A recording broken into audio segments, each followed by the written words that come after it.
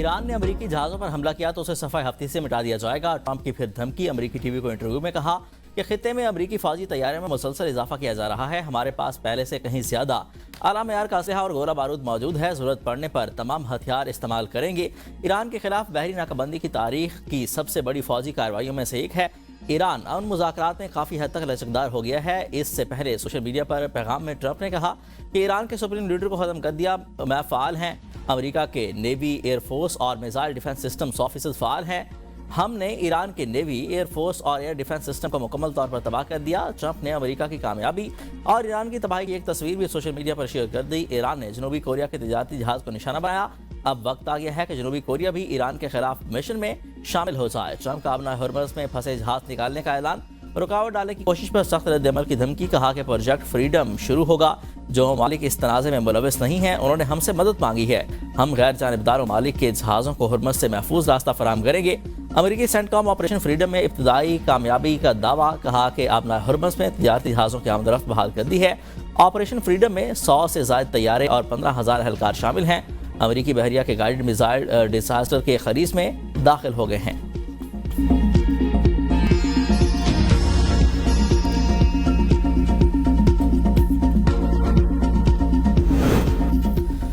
پاکستان کی کوششوں کے باعث امریکہ سے بات چیت میں پیش رفت ہو رہی ہے۔ ایرانی وزیر خارجہ عباس عراقچی نے کہا کہ مذاکرات کے دوران امریکہ کو اپنا برا چاہنے والوں سے محتاط رہنا چاہیے جو امریکہ کو پھر سے دلدل میں گھسیٹنا چاہتے ہیں۔ اسی طرح متحدہ عرب امارات کو بھی متعدد رہنا چاہیے۔ ایرانی وزیر خارجہ نے کہا کہ ابنا ہرمز میں پیش آنے والے واقعات سے یہ بات واضح ہو گئی ہے کہ سیاسی بحران کا کوئی فوجی حل موجود نہیں۔ امریکہ کا پروجیکٹ فریڈم دراصل پروجیکٹ ڈیڈ لاک ہے۔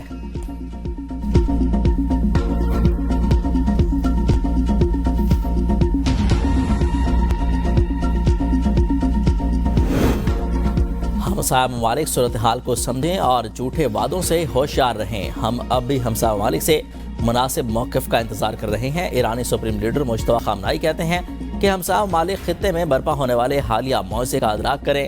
اچھے ارادوں سے ہی دونوں جانب تعلقات میں بہتری اور استحکام ثابت کیا جا سکتا ہے۔ علاقائی ریاستیں اپنی تذلیل کرنے والی متکبر عالمی طاقتوں سے دوری اختیار کریں۔ ہمسایہ ممالک استحصالی قوتوں کے بہکاوے میں آنے کے بجائے درست مقام پر کھڑے ہوں۔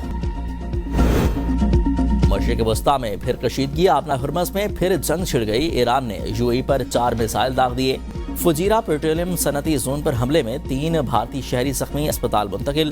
اماراتی وزارت دفاع کے دعوے کے مطابق ایران کی جانب سے متحدہ عرب امارات پر 4 میزائل داغے گئے۔ 3 میزائل تباہ کر دیے، ایک سمندر میں گرا۔ میزائلوں کا ہدف ابوظہبی کی اہم تنصیبات تھیں۔ ڈرون حملوں میں اماراتی اور جنوبی کوریا کے جہازوں کو نشانہ بنایا گیا۔ حملے کے بعد دبئی اور شارجہ ایئرپورٹ پر معطل کیا گیا فلائٹ آپریشن بحال کر دیا گیا۔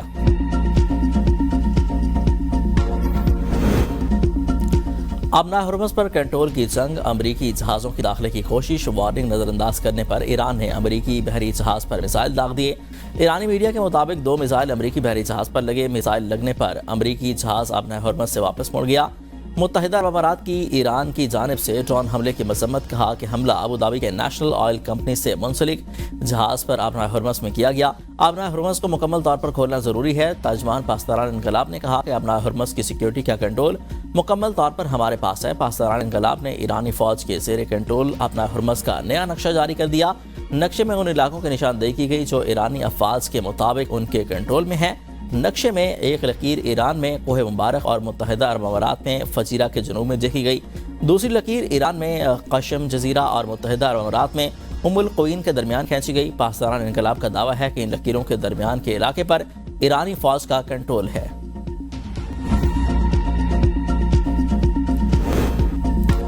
امریکہ نے ایران کی جانب سے اپنے جہازوں کو نشانہ بنانے کی تصدیق کر دی ہے۔ امریکی سینٹ کام کے مطابق ایران نے کروز میزائلوں سے تجارتی اور امریکی جہازوں کو نشانہ بنایا۔ امریکہ نے تجارتی جہازوں میں مداخلت کرنے والی ایران کی 6 چھوٹی کشتیوں کو تباہ کر دیا۔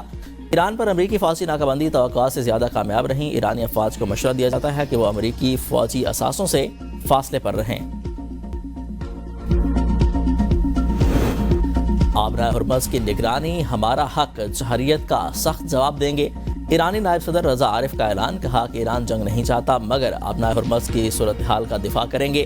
جمہوریت کا فوری جواب دیا جائے گا۔ ابنا ہرمز جیسے اہم سمندری راستے پر ایران کے حقوق کو نظر انداز نہیں کیا جا سکتا۔ خطے میں امن و استحکام کا دار و مدار باہمی احترام اور دباؤ کے خاتمے پر ہے۔ ایرانی افواج کی سربراہ امیر حاتمی نے دعویٰ کیا کہ ایران کو اپنا ہرمز کے اطراف پانیوں پر مکمل کنٹرول حاصل ہے۔ ایرانی افواج خلیج میں پوری طرح سے چوکنا اور ہوشیار ہیں۔ امریکی جنگی جہازوں کی خفیہ پیش قدمی کو کروز میزائلوں اور جنگی ڈرونز کے ذریعے ناکام بنایا گیا۔ سربراہ نیشنل سیکورٹی کونسل ابراہیم عزیزی کہتے ہیں کہ ہرمز میں امریکی مداخلت کو جنگ بندی کی خلاف ورزی تصور کیا جائے گا۔ اب نہ ہرمز اور خلیج فارس کو ٹرمپ کے بیانات سے نہیں چلایا جا سکتا۔ سپریم لیڈر کے مشیر محسن رضائی نے کہا کہ اپنا ہرمز کو ایک ٹویٹ سے بند یا کھولا نہیں جا سکتا۔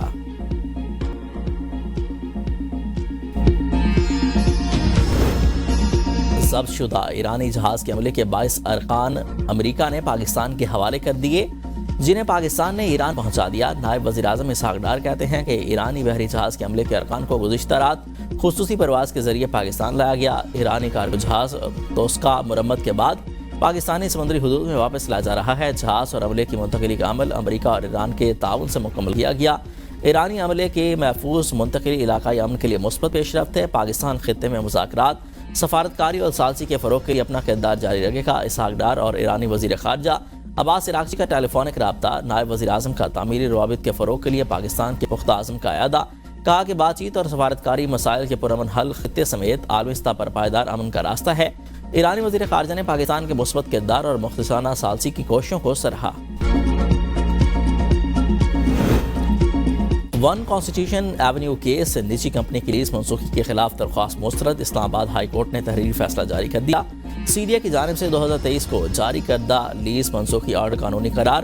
کمپنی کی جانب سے ایگزیکیوشن پٹیشن بھی خارج۔ فیصلے میں کہا گیا کہ انویسٹر اپنے حقوق کے لیے متعلقہ فارم سے رجوع کر سکتے ہیں۔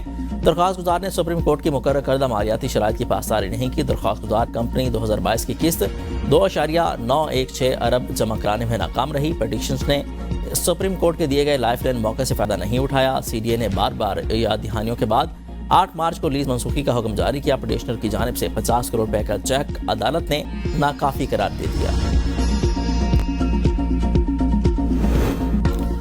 وفاقی وزیر قانون اعظم نذیر تالڑ کی سربراہی میں ون کانسٹیٹیوشن ایونیو کمیٹی کا پہلا اجلاس۔ سی ڈی اے سے تفصیلات طلب۔ کابینہ ڈویژن کے مطابق کمیٹی آج بھی اجلاس میں مزید سی ڈی اے سے حقائق جانے کی۔ سی ڈی اے کے بعد رہائشیوں کو بھی مقرر کردہ نمائندگان کے ذریعے شنوائی دی جائے گی۔